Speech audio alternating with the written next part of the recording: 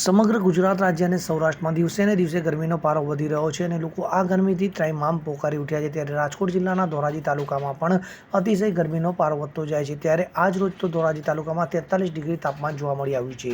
ત્યારે લોકો આવા તડકાથી અને લૂ ન લાગે તે માટે ઠંડા પીણા, શેરડીનો રસ, ફ્રૂટ જ્યુસ જેવા પ્રવાહી પી રહ્યા છે અને ડૉક્ટર અધિક્ષક દ્વારા પણ લોકોને અપીલ કરવામાં આવી છે કે બિનજરૂરી બહાર ન નીકળવું અને બહાર નીકળવાનું ટાળવું, તો માથું ગરમીથી બચવા અને શરીરને ઢાંકીને રાખવાની હોવાની પણ અપીલ કરવામાં આવી છે।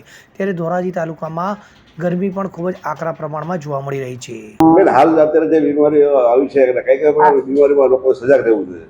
ઓકે, હાલ હું ધોરાજી સિવિલ હોસ્પિટલમાં સુપરિન્ટેન્ડન્ટની ફરજ બજાવું છું, ઇન્ચાર્જ સુપરિન્ટેન્ડન્ટની ફરજ બજાવું છું।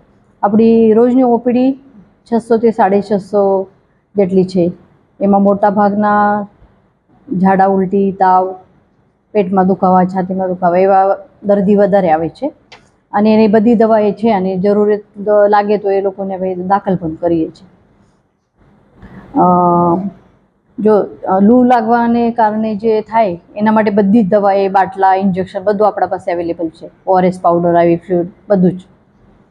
અને એ કાળજી લેવી જોઈએ કે સગર્ભા માતા, નાના બાળકો, વૃદ્ધ માણસો એ તડકામાં બહાર નહીં નીકળવું, પાણીનું પ્રમાણ વધારે લેવું શરીરમાં, અને બહાર જો નીકળવું જ પડે તો માથું અને મોં ઢાંકીને નીકળવું જોઈએ। અને સરકારશ્રીએ જાહેર કરેલી સૂચનાઓ છે હીટ સ્ટ્રોક માટે, એ બધાની પાલન કરીએ તો એમાં સહકાર થઈ જાય।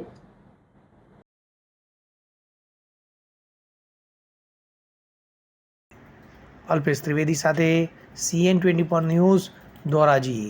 હવે જુઓ દેશ દુનિયાની તમામ ખબરો તમારી આંગળીના ટેરવે। ઉઠાવો મોબાઈલ અને ગૂગલ પ્લે સ્ટોર પરથી ડાઉનલોડ કરો અમારી CN24 ન્યૂઝ મોબાઈલ એપ।